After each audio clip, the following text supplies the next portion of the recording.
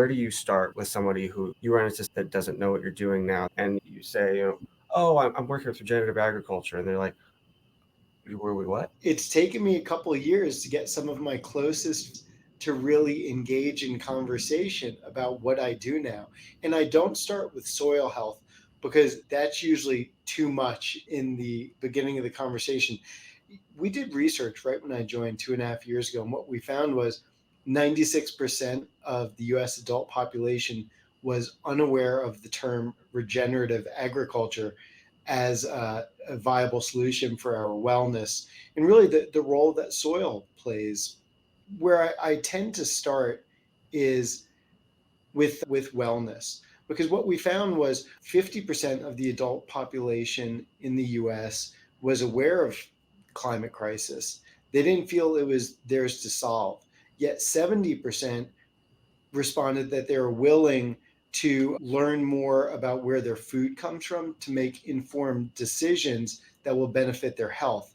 So I tend to start with wellness. And I'll bring that back to your question about soil health. We've gone from the way things used to be done more than 50 years ago in harmony with nature, where you have multiple crops, you have animals as part of the integrated into the process.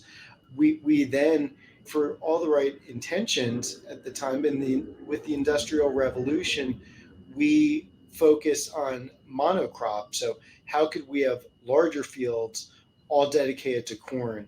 And then over time, there were chemicals really thrown at some of the issues that came up from farming this way. So now we find ourselves in a position where we are consuming less nutrient dense foods. And on the more extreme side, we're ingesting foods that are laced with harmful chemicals that are very bad for health. So if you think about that double whammy, we are eating foods that don't have the nutrients we need to a pretty alarming degree. And add on top of that, all of the chemicals that we're ingesting, given the way our food system is working today. Welcome to the Mother Earth News and Friends podcast. At Mother Earth News, for 50 years and counting, we've been dedicated to conserving the planet's natural resources while helping you conserve your financial resources. In this podcast, we host conversations with experts in the fields of sustainability, homesteading, natural health, and more to share all about how you can live well wherever you are in a way that values both people and our Mother Earth. Hello, welcome to this interview with Evan Harrison, CEO of Kiss the Ground. Appreciate your time today, Evan. You've done some excellent work over your last couple of years with the organization. I'm excited to talk to you about the next phase of what you're doing today. Thanks for having me, Josh, and I'm excited to have the conversation. Absolutely. So I'm the content director here with Mother Earth News, and our audience is doing different DIY projects or sustainability in general. And our folks are talking about moving a lot of acreage over to regenerative agriculture or doing what you can in your own backyard. That said, can you speak to that specific audience about what they can do to spread some of the awareness that Kiss the Ground does, also about some of the education that Kiss the Ground also takes part in? Josh, you hit on something really important right out of the gate. The movement needs more to just want to learn how they can contribute and how they can do more for our health and for planetary health. So Kiss the Ground was formed in 2013, and really the name came from a Rumi quote that there are hundreds of ways to kneel and kiss the ground. And that really goes to what you're talking about, which is some people will want tips in gardening in their backyard. Some will want to become advocates. Some will want to watch a 90-second clip of getting to know a farmer better, and really offer at Kiss the Ground an opportunity for everybody to get involved and meet them where they're at. Some of the content we create, while still educational, is more on the entertaining side with just a little bit of education. And in some instances, we go deep. We're just now rolling out a 90-minute regenerative agriculture essentials course where Finian Makepeace, one of our co-founders, leads through the various principles of agriculture and really talks about how soil health plays into the solution for our wellness, climate, and water crisis. Absolutely. And I can speak to specifically our region. So I'm out of Topeka, Kansas, and I went down to Gail Fuller's farm, who's a regenerative farmer down near Emporia, Kansas, and he puts on a Fuller Field School every year. And he's had guests. It's about 100 folks that come down, different ranchers and farmers from the area. And Gail transitioned from conventional farming a few years ago, and frankly, one of his main, you know, points in the talk is it's not just healing the land; you're healing the farmer. The transition from conventional regenerative agriculture, that changes so much. It changes your outlook on what you're doing. It changes your soil, but it also changes the person, and it gives you more purpose. But it gives you your health back. Josh, listen, it's everybody wants to do the right thing when given the opportunity. Farmers, like every other business, need to make money. And when presented with the opportunity to do good, so to remove chemicals and to grow more nutrient dense foods and to have cover crops covering the barren soil, because it's going to improve soil health. And then when a rain event occurs, the soil will absorb 3x more water. And wow, wait a minute. So we're already spending less money because we're not buying all of the inputs or the chemicals, and we're letting nature do its own thing. So we automatically have less money outlay. And then the production that comes back is year round because you have a more varied offering in crops and less reliance on that one harvest. And you have soil doing what soil does. And because of the decrease in expenditures right out of the gate, you're able to make more money. That's what's really, I think, giving a lot of farmers a skip in their step. And it's a process, it's a journey, but we're seeing a lot of farms of various sizes start with a little trial, seeing how it goes, and then expanding that as they get success. That's great. Yeah, and obviously the financial concerns. Not a lot of people choose farming for luxury. It's obviously really hard work, and not only any conventional farmer what they have to do, but making that transition is difficult. And but to know that there's reasons behind it that are going to give you not only that purpose and give it back to the land, but also you know have that savings, have that financial bounce back. But beyond the financial concern, what are some of the biggest challenges facing the adoption? What sort of opportunities are there to scale regenerative agriculture? The movement has really just started to gain speed. We're very focused at Kiss the Ground on bringing in more people to get the awareness level to that tipping point of around 10-12% awareness. I mentioned we're at about 4% awareness now. The challenges are plentiful in that only 40% of the US population has met a farmer. And in our follow-up survey, we're gonna poll to see how many people truly think about the food they purchase and where it's coming from, and above and beyond reading the ingredients, but where it's actually grown, how it's grown, and then where it's shipped from. So awareness is the first major hurdle, and we are really solving that issue with a very inclusive approach of awareness.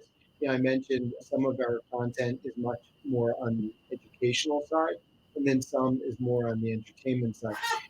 We have younger audiences now that consume 70 something percent of 15 to 24-year-olds are consuming reels and watching short form videos. We have a series called Five with a Farmer where we ask a farmer 5 questions. It's 90 seconds. So that's bringing in new audiences. And then we've got mini documentaries where we go a little deeper with the farmer and really tell that story and that journey, which in turn not only inspires people to have that deeper connection with where their food is grown and how it's grown, but inspires other farmers when they hear the trials and tribulations and why that farmer is trying what they're trying and starting on that journey. So really the first major challenge is just simply awareness. And I believe as consumers become more aware and more focused on their health, the benefit of regenerative agriculture will be felt on so many levels, because people will be connecting with the farmer and then supporting more local produce. And then from there, education kicks in, a very important part of transitioning land to regenerative. Some folks will take that soil training, the courses that we discussed earlier, and really become big advocates. And eventually, advocacy and policy will really catch up, because the understanding that we're all sick at alarming rates and that our soil is degraded and depleted and we only have a finite number of harvests left the way we're doing things, change is coming, and it's really starting to gain some positive momentum. So it's an exciting time to be talking about regenerative agriculture. And back to the first question, we just have to find a way to engage, meeting people where they're at in their health journey, in their caring about the wellness of our planet, and in partnership with companies as well. I think is a very meaningful resource, because you have employers now having to answer the question for anybody that's really under the age of 35 is asking their employer, what's your stance on sustainability? What are you doing to help solve, what are we doing to help solve some of these major crises that we're facing? Yeah, absolutely. And I think that really goes into uh, what you've been rolling out over this part of the year is the coffee that put together. Can you talk a little bit about how you see the coffee, and also it's been maybe the beer that you're distributing in Southern California, and how those pieces work with your strategy to advocate for regenerative practices? It's a very natural fit, Josh. We have a supporter named Gally Meyer who moved to Costa Rica from the US a little while back and said coffee is laced with chemicals. I want to find a way to create coffee that is farmed regeneratively. And she started Buena Vida Specialty Coffee with relationships with a couple of farms up in the hills in Costa Rica. And what she found was a couple of farms that have been doing things the right way and refusing chemical inputs for quite some time. And she got in contact with Gabe Brown, who's a leader in the regenerative movement. And he has a division of his organization called Regenified, which is a certifier of regenerative practices. And they certified a handful of the farms that Gally works with. And that was the moment when we said, you know what, let's roll out a Kiss the Ground branded coffee with a farm that is certified regenerative in Costa Rica. And we will offer that to our audience directly through a subscription service. And we tested the process. We want to work out the operations to make sure the coffee that was sourced and then roasted locally could reach audiences in the United States seamlessly within less than 2 weeks of roasting, and really be that premium clean coffee.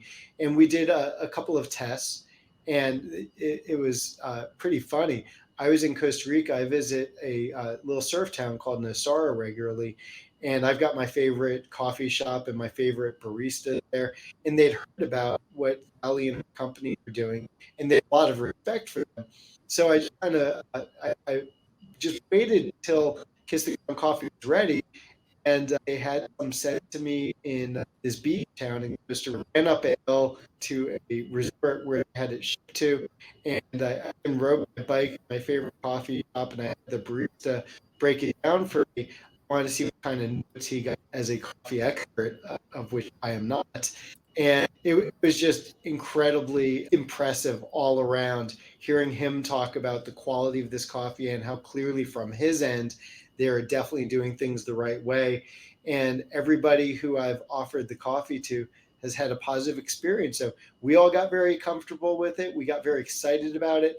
Importantly, we disclose with a QR code right on the coffee bag the whole process of what farm it comes from, and then how it makes its way into the United States through our subscription service. So it's pretty exciting. It was just a natural extension of a relationship we had and a new way to tell stories. So creating media from the film Kiss the Ground with our partners at Big Picture Ranch, who are amazing filmmakers. Documentaries are an amazing way to really spread the message, as are 90-second short form content.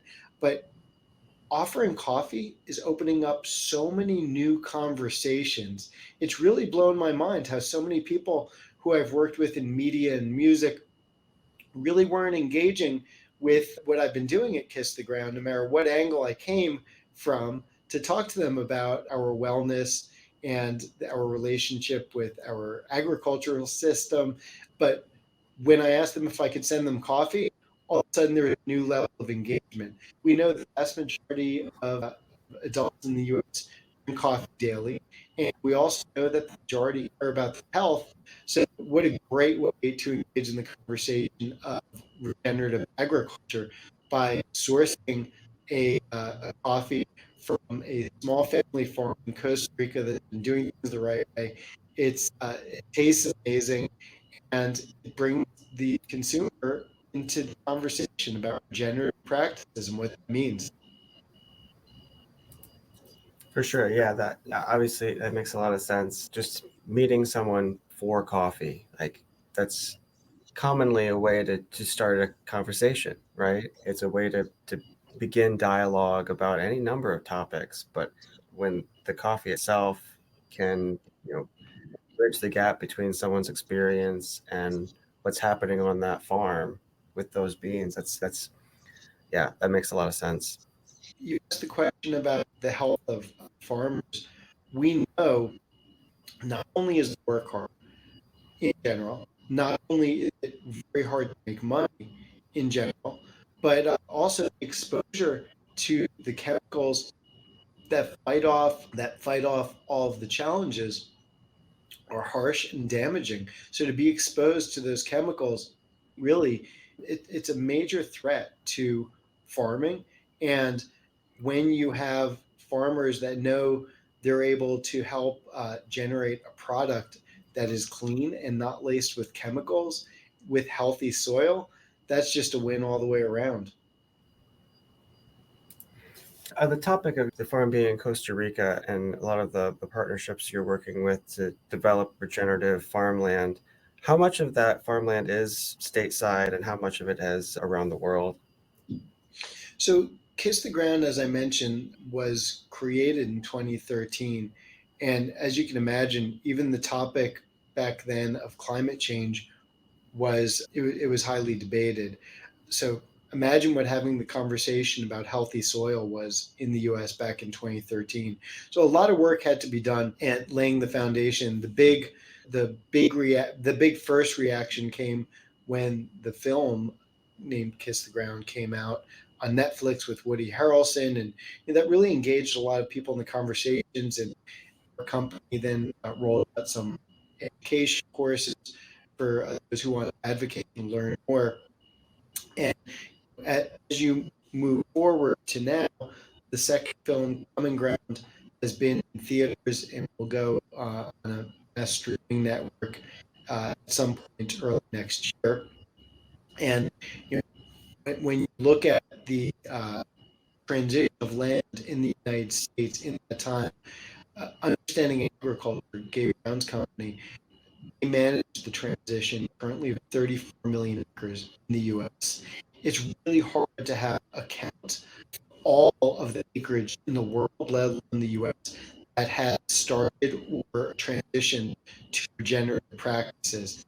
It's early days, but 34 million is also a pretty big number in the US.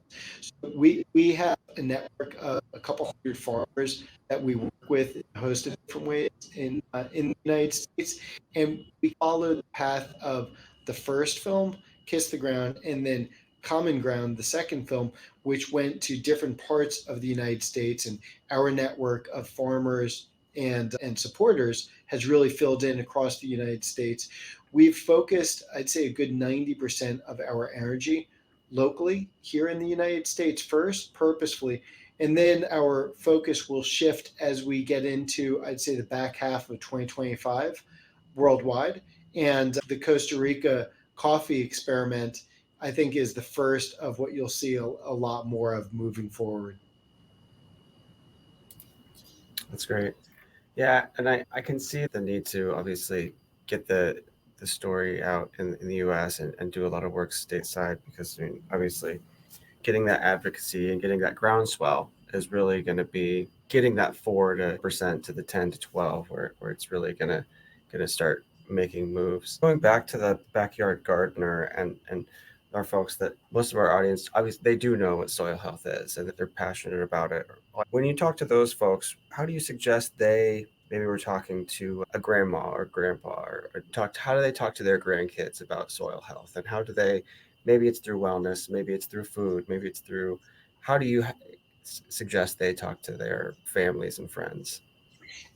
It depends on the family. What I would say is my kids are now older and they've been asking questions. It starts off with mom and dad are annoying because they talk about only cooking food or bringing home food that was grown the right way or produced the right way. And when kids are younger and their friends are eating junk food and their parents aren't talking about now you shouldn't be drinking soda, you have to watch your sugar intake, that's annoying. But after time they start to really form their own opinions. And right now I would say everybody needs to find a story that really hits home. So I'll give you a specific example. My mom, who's 82 now and a yoga instructor in Florida, she's been living on the water in a town called Longboat Key for quite some time. And as the storms are always coming through the west coast of Florida, they always assumed at some point they could have some damage to their home. In the last storm, there was 3 feet of water in their home, and her home's being bulldozed now. How many people in America have been affected by superstorm after superstorm? That's the new norm now. Climate change is a great place to start for those who have been adversely affected by a massive storm that has something to do with either sea level rise, the warming ocean, or just the power of these hurricanes that's been coming through. For others, there's a cancer in the family that is highly linked to chemicals that we've been ingesting from our foods. And as we know in the US, there is more in our foods here that has been outlawed and is no longer in the food cycle in other countries here in the US. So we have reason to be suspect for our health because of our consumption habits. And we all know somebody on the extreme who's had a cancer that's related to their food intake and chemicals, or at the very lightest level, a metabolic challenge. Like you mentioned, going back to wellness is key. People can feel in their bodies the way good food affects them compared to heavy, hyper palatable food. And frankly, what's interesting is a lot of times you obviously still get pushback, and it's understandable not to agree on different terminology. I'm sure you've heard all the arguments against, but how do you combat some of those? What's really inspirational to me is most conversations after I've shared a video or I've shared an article that we published, or I send them the coffee and I say, there's one thing I'm asking you to do when I send you this bag of coffee: scan the QR code and read about the coffee's journey. What I hear back, and as a matter of fact, we just had a big dinner in upstate New York for new supporters, companies we work with, and some supporters who have been with us for a while. And I purposely invited people through the coffee that started conversations so they could come and learn more. And the number one thing I hear after any of those touches that I just mentioned is that just makes sense. And of course, there's going to be pushback on some of the strategies, on some of the principles, and that doesn't work for me because of my place and space has these unique differentiators. And that's true. Context makes each situation a little different for regenerative practices. But the truth of the matter is that the common response I get is that just makes a lot of sense. Doing things in tandem with nature instead of utilizing chemicals and trying to work against nature. And the soil has spoken. We've eroded and degraded so much healthy soil. And obviously, with global sea rise and warming, we've upset the balance. So going back to the way things were originally intended to be just seems to make sense to most people we talk to. We've been going against nature, against our better nature for so long. I mean, folks have gotten into the routine of making those strides, but once you can see how things were meant to be in in habitats that are untouched or that have been rewilded or preserved, it's hard to argue with. Josh, it's no surprise that most people that are earlier in the space, or either I got into it because I'm a surfer and I learned to respect the nature and the way the ocean works. And hikers, people in snow sports, people in all nature sports really have this deep, profound respect for nature. You also hit the nail on the head with a reaction to food. What feels good and what doesn't feel good. So yeah, I think that we have a big opportunity to reach a new audience from so many different angles, and it's just a sensible conversation that needs to be happening. Absolutely.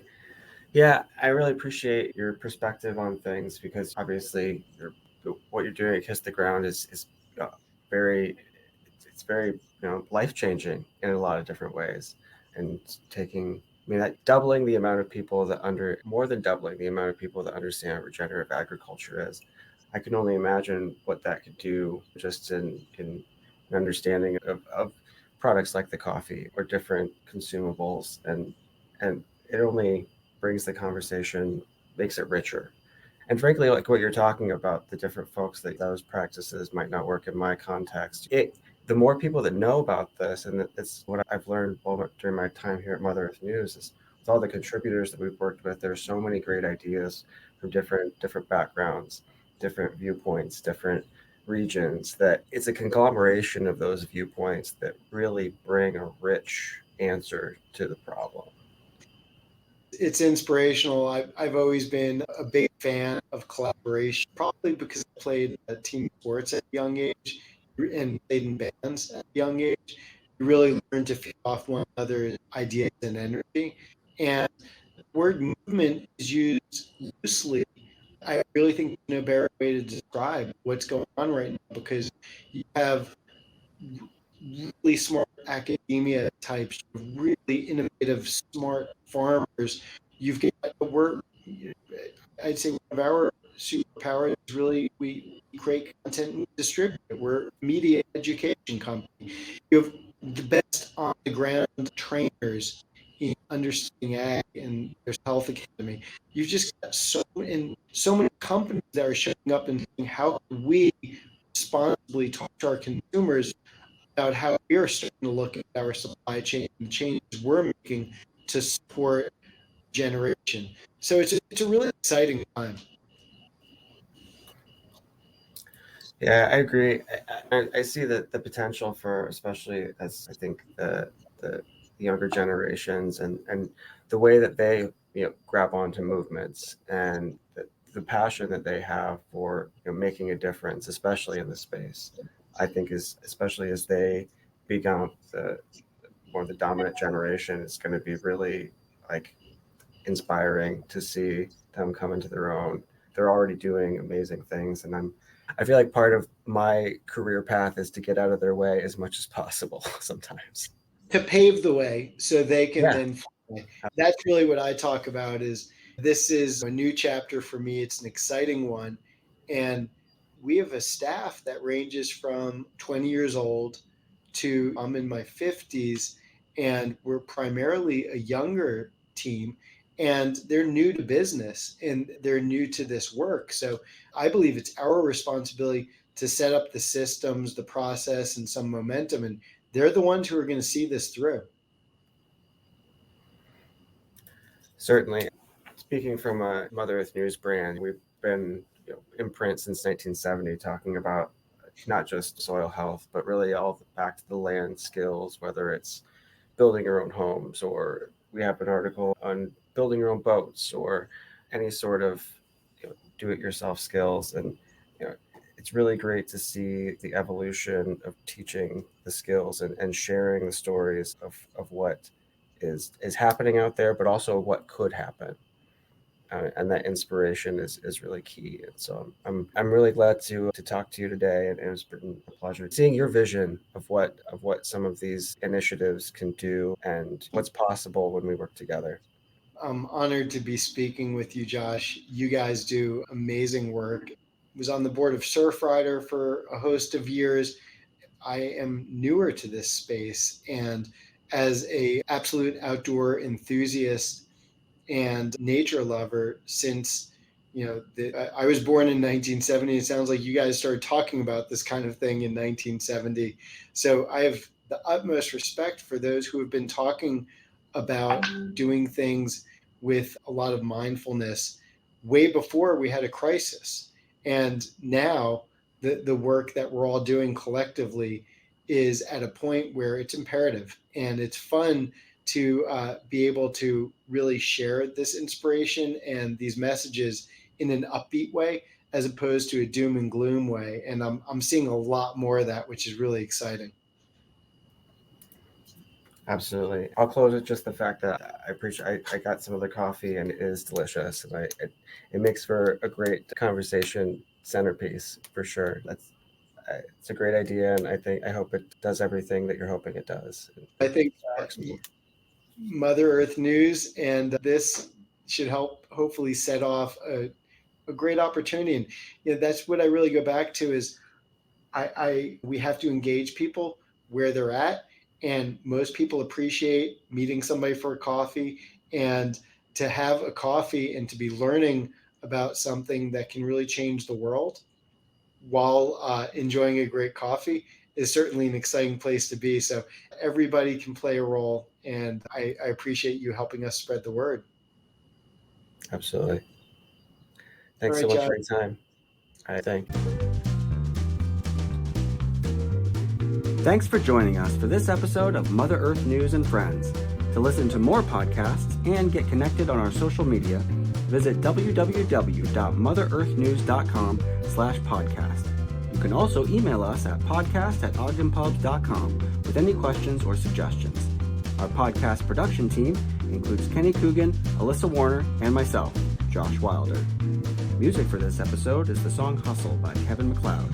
The Mother Earth News and Friends podcast is a production of Ogden Publications. Until next time, don't forget to love your mother.